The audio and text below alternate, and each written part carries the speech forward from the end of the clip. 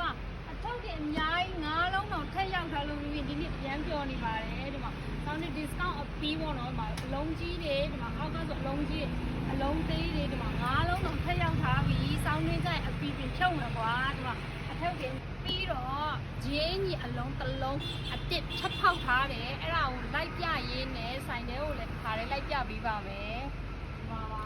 ရင်းပေါင်းပြီးလေးတွေလည်းအများကြီးရှိတယ်ဆိုင်ထဲကိုလည်းလိုက်ပြပေးမယ်ဒီမှာဒီလိုလေးတွေဒီမှာဒါလေးတွေဆိုရင်2000ပဲကလေးထည်လေးတွေလည်းထက်ချိတ်ထားပေးသေးတယ်နော် discount ပြီးသွားပြီဆိုမှကလေးထည်တွေထက်ရှိပါသေးတယ်အများကြီးတန်းလိုက်အတီးချိတ်ပေးထားပါတယ်ဒီမှာဒီမောင်းမီတွေဒီမှာဒီမောင်းမီတွေဆိုလုံးဝအမိုက်ဆိုင်တွေလည်းရှိသေးတယ်ခါဆိုင်သေးလေးတွေလည်းရှိသေးတယ်ပေါ့နော်လာရွေးပါစတိုင်ပန်တွေရောပေါ့နော်အပြည့်ဆိုင်မှာပြန်ထက်ချိတ်ထားပါတယ်ဒီမှာ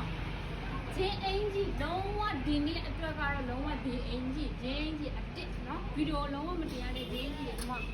မျိုးကြီးတွေရောက်ထားပါတယ်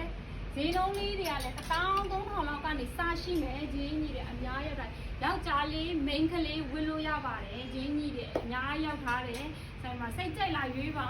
ဒီမှာဒီမျိုးတွေရောဒီမှာ BUC ပေါ့နော်ဒီကလေး T-shirt အလုံးလေးလည်းရောက်ထားပါတယ် T-shirt ထည်လေးလည်းရောက်ထားတယ်လေအင်ကြီးတွေလည်းအများကြီးထက်ရှိသေးတယ်